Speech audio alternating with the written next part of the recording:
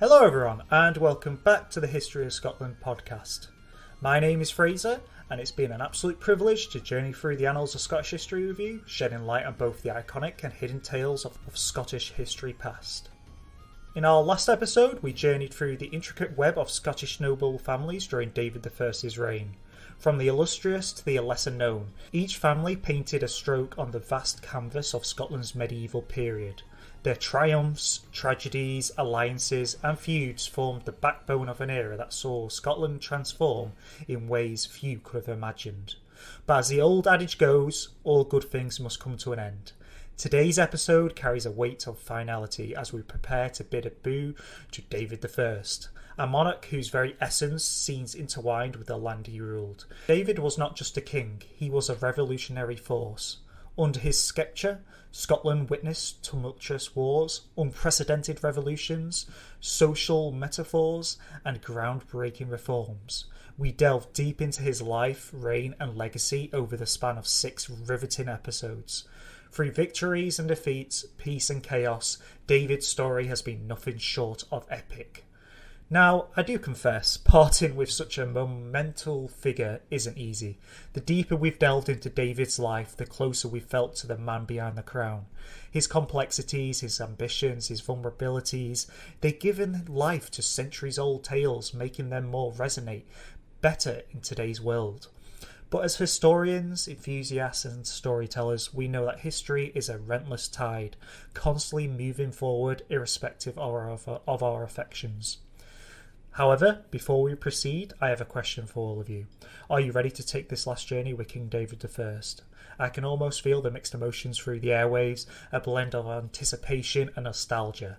But let me assure you, today's episode is not just a farewell, it's a celebration of a life that shaped the very destiny of Scotland. So, gather your thoughts, perhaps pour yourself a comforting drink, and let's embark on this final voyage, revisiting the life and times of David I, ensuring that even as we move forward, the echoes of his reign continue to inspire and inform us. Well, there we are, dear listeners, the stage is set. Let's journey together one last time into the world of David I in the 1100s. Let's do a quick recap of David's reign and what we've covered so far. As we know, David's early life in England, he began his story in 1084 amidst the bustling courts of England. Though born a Scot, his youth in England had an indelible mark on him. The English court, a melting pot of cultural exchanges in the 11th century, exposed him to Norman practices, both political and cultural. This, as we'll later see, profoundly influenced his reign and Scotland's transformation. After this, he became Prince of the Cumbrians around the early 1100s. He bore the title that was given to him by his brother. He controlled the lands of southern Scotland and northern England. His tenure as prince was not merely titular, it was a crucible, tempering his leadership and administrative acumen, preparing him for the throne of Scotland. And then in 1124 AD, the winds of change blew across the Scotland Highlands and Lowlands alike. David I, after years of preparation, ascended the Scottish throne. His reign heralded in a new era for Scotland, promising reforms, diplomacy and expansion. But the journey wasn't a bed of roses. David's early years, particularly around the early to mid-1120s, were marred with civil discord. Several factions, old and new, challenged his authority, including relatives who had a claim to the throne. But with tact and persistence, David quelled these rebellions, ensuring his mandate remained unchallenged. And then between 1124 and 1153, under David's watchful eyes, we know Scotland underwent what historians now term the Davidonian Revolution. We've done so much talking about it, so I won't bore you with what happened. We all know what's happened by now. If not, go see the past few episodes. There was obviously the English War as well, and the loss of the Battle of the Standard in August 1138. It was a defining moment in David's military pursuits. Leading his forces against England, he found himself in the battle. The banners of Scotland wavered, but the spirits of the Scots were unwavering, and the day ended in a defeat. This loss, though a setback, was a testament to David's relentless ambition for Scotland. And then finally we know about the church reform following in his mother's footsteps, bringing the entire Scottish church in line with the European model and European Christendom. So this recap sets the stage for today's deep dive into the finale of David I. So let's journey into the fascinating reign and final years of David. In the years following 1150, David I, having been a key architect of the Davidonian Revolution, worked rigorously to consolidate the reforms he had introduced. Towns like Berwick and Edinburgh, which later became significant Scottish hubs, owe their early growth to the policies of this period. Berwick upon Tweed, often simply called Berwick, is strategically situated at the mouth of the River Tweed on the east coast of the British Isles. Let's go into the details of how the town formed and how it's doing in David's reign, since it is a key hub of Scottish power, and we haven't really covered the main towns and cities during this period. This location on the Anglo-Scottish border has historically made it a site of significant military and commercial importance. Berwick's origins can be traced back to the prehistoric times, but by the time the Romans arrived in Britain, it was already a settlement of note. The Romans, recognising its strategic value, likely established a fort or outpost in the region. In the post-Roman period, the area was oscularised between Northumbrian and Scottish control, or shall we say, Kingdom of Picts control, reflecting the broader territorial disputes between the emerging kingdoms of Saxon England and the Kingdom of Alba/Scotland. But by the 12th century, Berwick was well established as a trading town, but it was under David I that it truly began to flourish. David, often recognised for his modernising reforms and urban developments throughout Scotland, understood the commercial potential of Berwick. David encouraged trade by granting the town a royal borough status, which offered traders and residents a range of privileges. This move attracted merchants from various regions, turning Berwick into a bustling trade hub. By the mid-12th century, it was arguably the most prosperous town in Scotland, with the trade connections stretching across England and even into continental Europe. Berwick saw considerable infrastructure development. Roads were improved, making transport easier. New buildings, both commercial and residential, were erected, further enhancing the town's status. But the broader economic policies, which included in the currency reforms and establishment of other boroughs, indirectly boosted Berwick. With a standardised currency and a burgeoning network of Scottish towns, trade became more streamlined, and Berwick, as a premier port, benefited enormously. But, with it being a strategic position, David also bolstered Berwick's defences, ensuring it could repel potential threats. This dual focus on commerce and defence made the town both wealthy and secure. However, the prosperity of Berwick enjoyed under David I would later make it a flashpoint in the tumultuous relations between England and Scotland. In the centuries following 1150, the town would change hands numerous times and witness several sieges and battles. But as of 1150, Berwick stood as a testament to David I's visionary leadership, a thriving urban centre poised to play a crucial role in the unfolding history of the British Isles. If we switch to Edinburgh now during David's reign, Edinburgh's origins are more ancient. The iconic Edinburgh Castle, which towers over the city, stands on Castle Rock, a site of a human habitation dating back to the Bronze Age. The Romans, during their occupation of Britain, noted a tribe called the Vulnerabilities in the region, who later established a hill fort on the Castle Rock. But the city's name, Edinburgh, it is believed to have derived from Edinburgh, named after Edwin of Northumbria, who ruled in the 7th century. Over the centuries, the settlement expanded beyond the fortress. When David assumed the throne in 1124, however, Edinburgh was already a town with significance, as we know where St Margaret of Scotland stayed during Malcolm Canmore's invasion of England, and obviously that's where she passed away from grief, and it's also where Edgar the Etheling helped rescue, shall we say, David and his siblings. Like Berwick, obviously, Edinburgh was granted a royal borough status, which endowed the city with lots of rights and privileges, making trade, commerce, etc. a lot greater in the town. David was often dubbed a saintly king due to his deep piety, found in the Abbey of Holyroyd around 1124, which later became Holyroyd Palace. This religious institution attracted pilgrims, further boosting the town's prestige and economy. But obviously, as we all know with Edinburgh, David understood the strategic importance when it comes to defences. He strengthened them. This included reinforcing Edinburgh Castle, which stood as both a royal residence and a formidable stronghold. The Castle Rock had obviously seen rudimentary fortifications over its time, but under David, the castle began to take on a more recognised form. The specific structures he built are hard to discern from today due to constructions and later renovations, but records indicate that he invested in the castle's development. We already know about St. Margaret's Chapel, which was built by David in honour of his mother, Queen Margaret, who was obviously later canonised.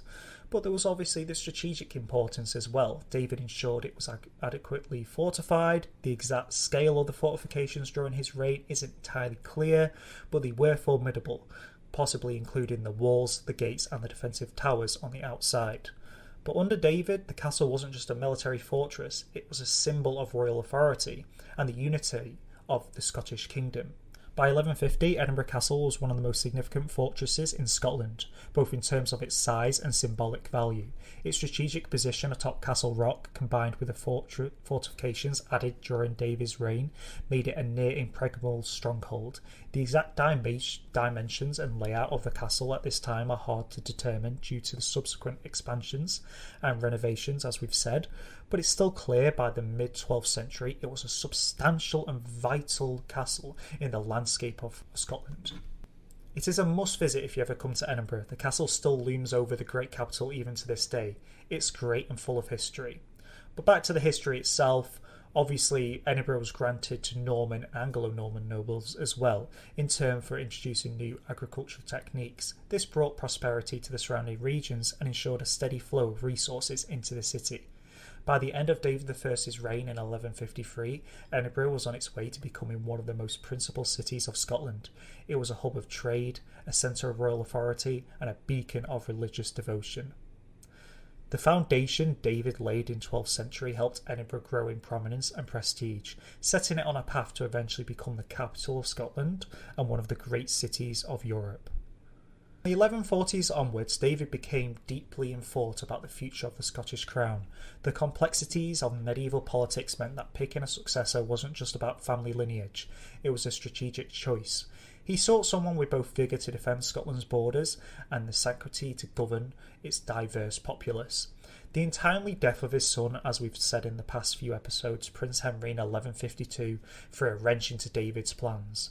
Henry was not just his son, but a well-respected figure, having governed broad swaths of Scotland already. His demise created a vacuum, and the dream of seamless succession now seemed a distant one. Henry's death was a personal tragedy for David, but the king knew he had to rise above his grief for the sake of Scotland. With Henry gone, David's gaze turned towards his grandsons. One of them was called Malcolm. He was born on the 20th of March 1141 and he was around 12 years old.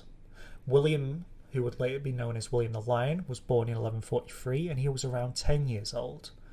And then David, who was born in 1144 AD and he was around 9 years old of David's death. There was also daughters including Ada, Margaret and possibly others, but the exact numbers and details of all Henry's children are not thoroughly documented in every historical record. Malcolm, William and David are the most often cited and the most historically significant of Henry's offspring, as we'll later find out in the future episodes. And obviously daughters weren't looked upon in the succession very well, so they were really out of the running from the start. While several of them had potential claims, it was Malcolm, Henry's eldest son, who caught the king's attention. Malcolm was young, barely 10 years old at the time, going on 12 when David would eventually pass away. Ordinarily, choosing such a young heir as in the turbulent medieval world would be risky. However, David perhaps saw in Malcolm a reflection of his own youthful ambition. Other potential heirs like William and David were also considered, but it seemed that Malcolm's nascent promise as a leader set him apart. The decision to choose Malcolm, who would later be known as Malcolm IV, David's grandson, as an heir, can be attributed to a combination of dynastic issues and political circumstance. David's own son Henry predeceased him in 1152, and that famous saying, "No father should have to bury their son," happened. While Henry had left behind 3 sons, Malcolm being the eldest, naturally the primary choice for succession was the eldest, and the eldest out of Henry's sons was Malcolm. The premature death also placed David in a precarious position. With his own mortality looming and potential succession crisis a genuine medieval concern, David needed to ensure a clear line of succession to maintain the stability he worked hard to establish during his reign. Now, historically, young monarchs ascending to thrones during their minority was fraught with challenges. Often, a regency council or a regent would be appointed to govern on behalf of the young king. These regencies sometimes became hotbeds of political intrigue, power struggles, and corruption. Young kings were susceptible to manipulation by ambitious nobles, leading to potential loss of royal authority and power.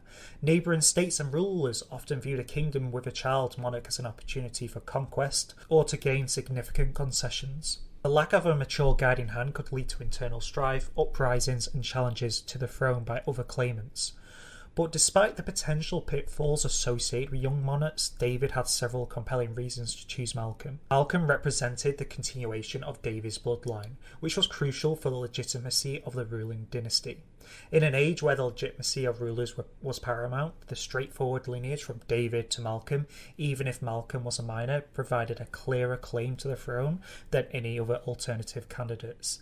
This clarity was essential in minimising potential challenges or dispute. There was also time for Malcolm to be groomed for kingship, learning ropes of governance under the guidance of trusted advisors. And then finally, the one that would be really crucial was the guiding hands of a regent.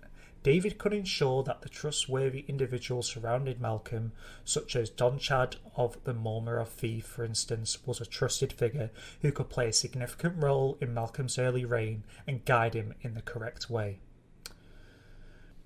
Now, Donchad I, Murmur of the Fife, was a pivotal figure in David's reign. Donchad I, often anglicised as Duncan, held the title of Murmurer, an ancient Gaelic term that predates the Norman influence. By the time of David I, the term Murmurer was transitioned to what we now understand as Earl. Born in the early 1100s, Donchad's exact date of birth remains obscured by history. I think what we'll do is we'll actually call him Duncan going forward, just in case I'm mispronouncing anything. But his connection to David I was complex. He was part of the Scottish noble, especially the precise familiar relationship between Duncan and King David wasn't established in the historical records, but what we do know is they did have a close association. They appear together in various charters and official documents, a testament to the trust David placed in him. This close bond wasn't merely based on political convenience, but potentially on kinship. Given the era, David I's intricate web of familial ties with numerous Scottish nobles was not unusual. Around the 1130s, during the peak of David's power, Duncan's prominence in the Scottish court was palpable. The 12th century witnessed a burgeoning influence, as we know, of the Norman families in Scotland, a trend that David, having spent time in the English court, was particularly inclined towards.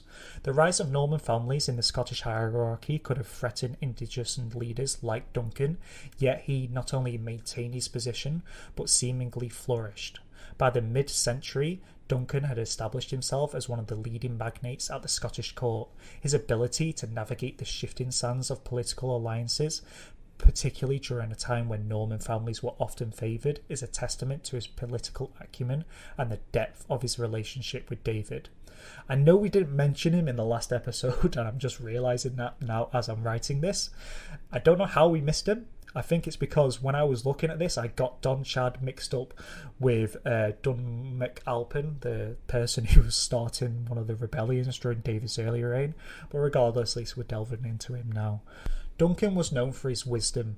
He was a man of his times, yet seemed to rise above many of his contemporaries. David's reliance on Duncan, especially in crucial junctures of his reign, underscores the latter's influence and capability. Moreover, the collaboration was not just restricted to political matters. They shared a vision for Scotland, a nation-state with a strong centralised monarchy, a reformed church, and a realm that could hold its own against the larger geopolitics of the British Isles. Duncan was not just a passive participant. He actively shaped and helped influence the decisions with David, ensuring that even amidst the growing Norman influence, indigenous Scottish nobility had a voice. In essence, Duncan of Fife stands out not just as a powerful earl, but as a figure who, in partnership with David, played a pivotal role in shaping the destiny of 12th century Scotland. But during the twilight years of David's reign, this question of succession was looming. The untimely death, as we know, of Henry left this vacuum open. Malcolm was a minor and he was only 10 years old. David would only live for another 2 years. So this posed a genuine concern, as useful kings, as we know, often found themselves in a mist of palace intrigues, if not outright usurpation. So, Enter, right, Duncan, murmur of fief. In his trusted position in David's court and his experience made him the prime candidate to guide the young Malcolm during his early years as a king. But why was he chosen in the first place? He was a great magnate and he was close to David, but what was his traits? What was his good traits? Well, obviously the vacuum of power was there, so Duncan could definitely fill the vacuum of power, but he was close to the crown, as we know. His proximity to David was close. He was a close magnate and helped David in a lot of his decisions during his reign. He helped balance the Norman influence, so if David greatly favoured the Norman nobles, granted them lands and positions of influence, Duncan, being of Gaelic origin, provided a counterbalance to this Norman influence. His appointment would have been seen as a move to appease and unify the different factions within Scotland, and it's actually quite smart with him doing that. He was also a tested military leader. He wasn't just a political figure, he was a seasoned warrior. Appointing him as regent ensured young Malcolm had someone capable of defending the crown against any military threats. And obviously the sense, as we just mentioned, of continuity. Since Duncan was already there helping David during his reign in the background as one of the leading magnates, it gave a sense of continuity. Duncan's appointment as regent was a pragmatic decision. It was a move to ensure the stability of the realm and the continuation of David I's policies, to provide young Malcolm IV with a guiding hand as he grew into the role as King of Scotland. While David I was still reigning, there arose a crucial necessity to strengthen the young Malcolm's position as heir apparent, especially given the turbulent politics of the age. The solution? A grand tour of the Scottish kingdom, designed to both introduce Malcolm to his future subjects and solidify the idea of continuity in governance. Showcasing the future king, the tour was instrumental in presenting Malcolm to the lords, clergy and common people. For many, this would have been their first glimpse at their new king. They travelled with a significant retinue, including Duncan, and a large army. This sent a clear message about the consolidated power and unity behind Malcolm. The tour gave the local leaders a chance to pledge their loyalty to Malcolm, ensuring a smoother transition when the time came. The exact details that they visited during the tour might not be fully documented, but they likely spanned key political and religious centres. Important boroughs, monasteries and castles would have been prioritised. So, given its emerging importance, Malcolm and Duncan would have undoubtedly have made their presence felt in Edinburgh, perhaps even at the formidable Edinburgh Castle, Berwick, maybe at Dunfermline Abbey, the historical site of the Scottish coronations as well. It would have been seen for Malcolm to go to Scone. They would have also journeyed through the lowlands and highlands and possibly ventured to the Western Isles, ensuring the broadest reach of their message is there and visible. But Duncan's involvement was vital. As an experienced leader and close confidant of David, he provided a sense of continuity during the tour as well. In essence, Duncan was actually acting as David during the tour, making sure all would be subjected to Malcolm IV and would all bow to him and submit to his future rule.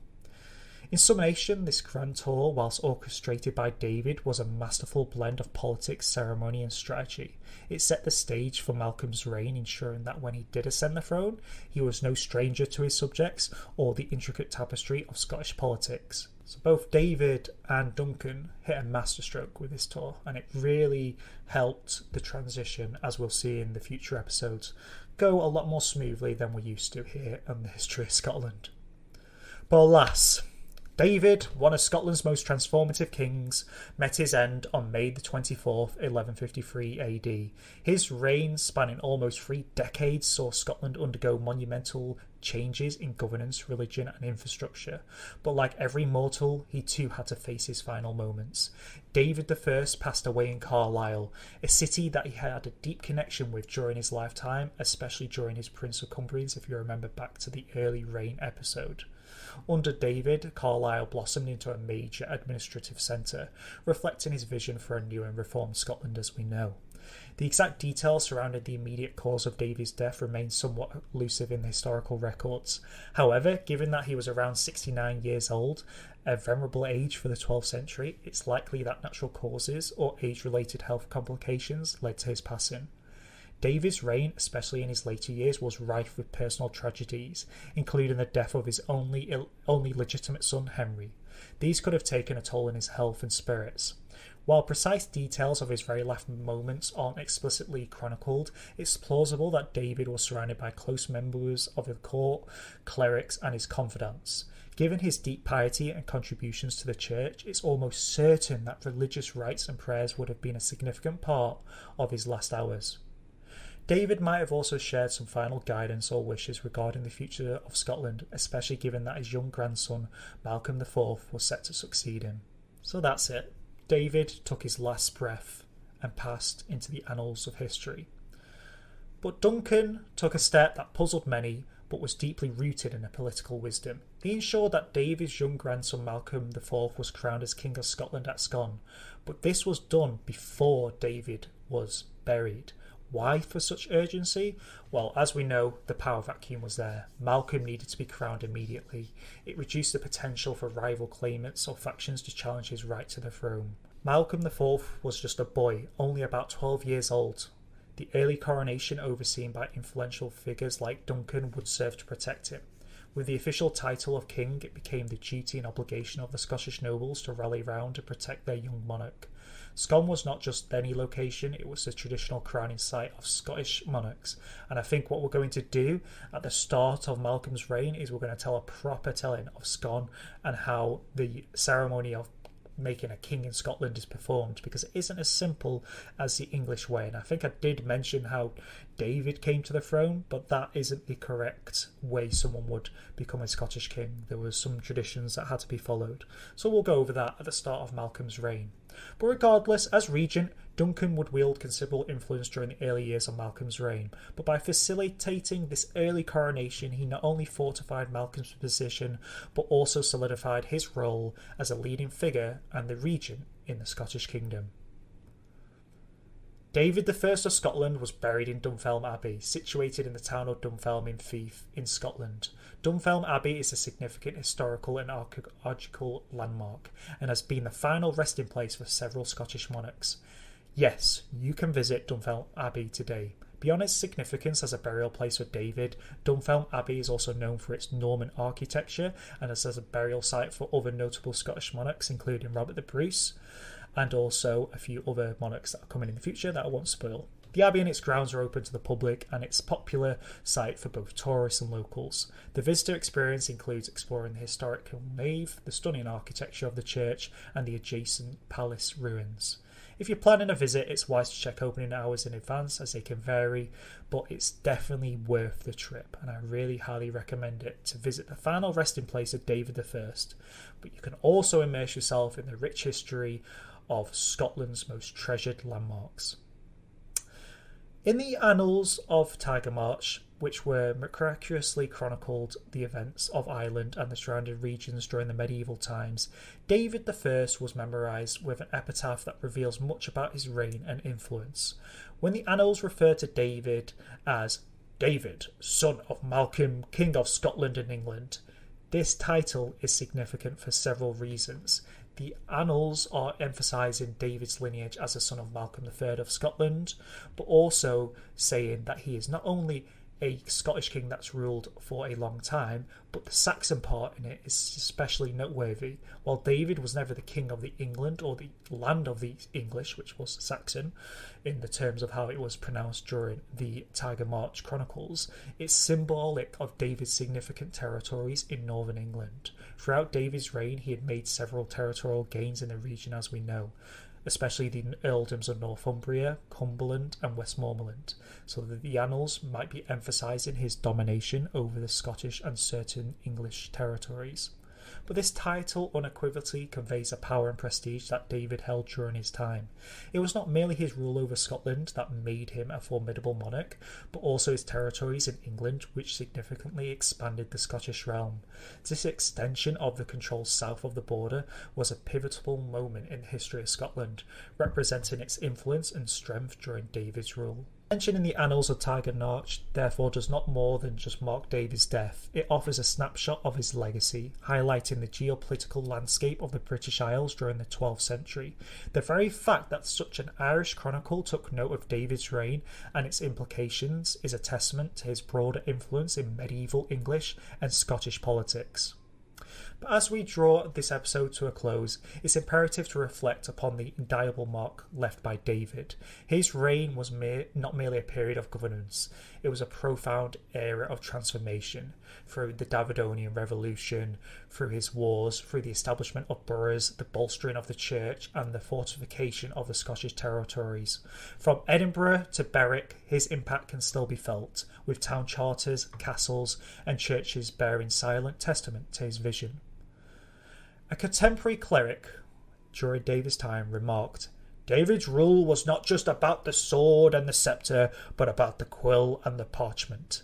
This quote, I think, encapsulates David's approach to governance, blending martial prowess with a profound understanding of administration and diplomacy. So, that is it. That is the end of our reign on David I. 6 episodes done. Whew! That was fun. I really, really enjoyed that. I really enjoyed telling David's story. I can't wait to get started on Malcolm IV next time. And I'm saying next time and not next week because our next 3 episodes promise a comprehensive delve into the social fabric of 12th century Scotland. So the next week we'll immerse you in an episode as life as a Scot in the mid-12th century. We'll explore the everyday challenges and joys from the bustling streets of the burgeoning boroughs to the tranquil clusters of the monasteries. Following that, the next episode will pan to the Scotland on the European stage, evaluating its continental relationships and diplomatic endeavours. And given the era's frequent bouts of warfare, it's only apt that we dissect the 12th and 1st century Scottish military tactics in our 3rd episode. But rest assured, by the end of November, after the next 3 episodes, we'll re-centre our tale around Malcolm IV, picking up the threads of royal succession and the future of the Scottish realm.